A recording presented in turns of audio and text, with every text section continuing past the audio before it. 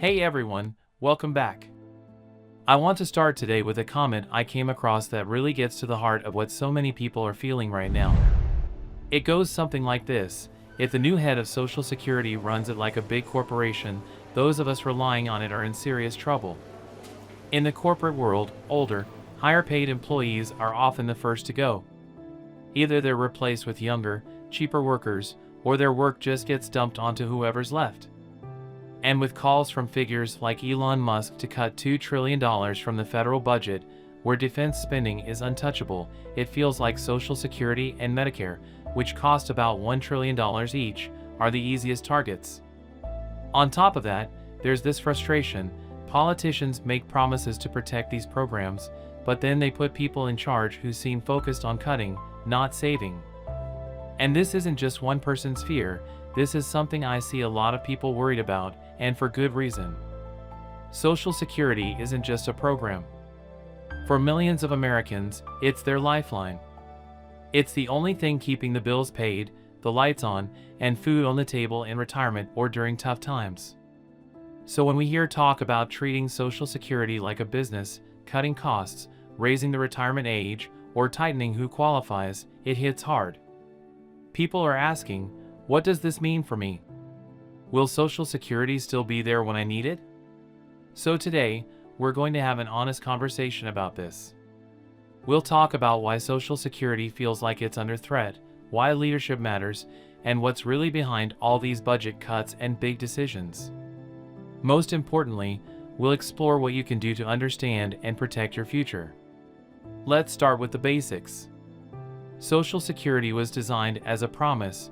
You work hard, you pay into the system, and when you retire or face hardship, the program is there to support you. It's not a handout, it's something every working American has contributed to. For many seniors today, it's their primary source of income. In fact, about 20% of retirees rely on Social Security for 90% or more of their income. Without it, millions would be pushed into poverty.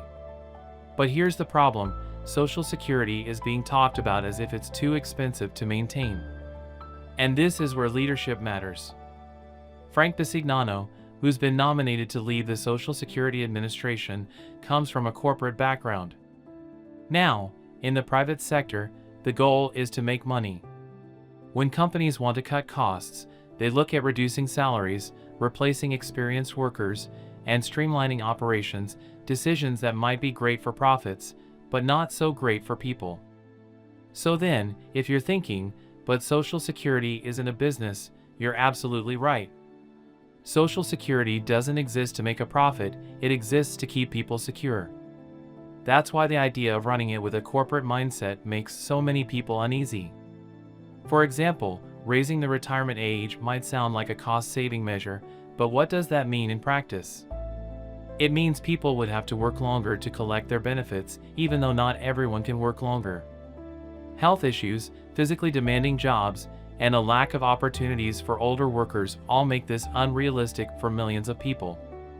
The other option that often comes up is cutting benefits.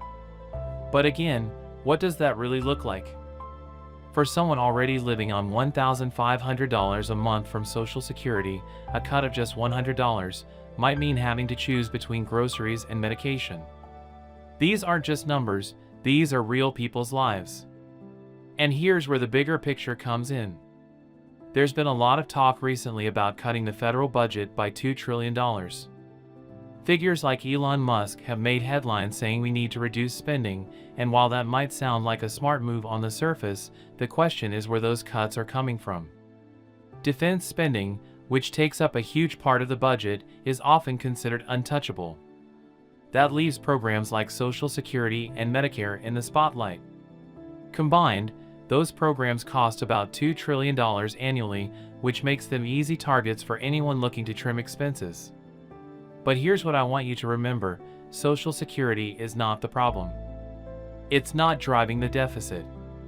It's a program funded by workers' contributions, and while it does face challenges as the population ages, those challenges can be addressed without cutting benefits.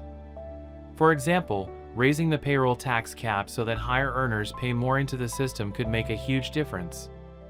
Right now, Earnings above $168,600 are taxed for Social Security. Lifting that cap could bring in billions of dollars, strengthening the program without placing a heavier burden on working families. So then, what's really at stake here? The fear is that decisions will be made by people who see Social Security as a cost to be reduced rather than a promise to be honored.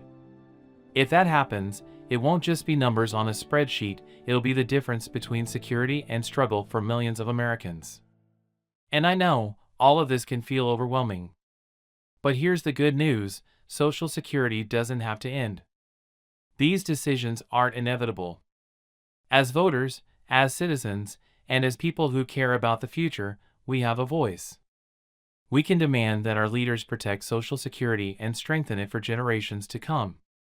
Because at the end of the day, this program represents something bigger than just monthly checks. It represents dignity, security, and a promise that hard work will be rewarded. So, what can you do?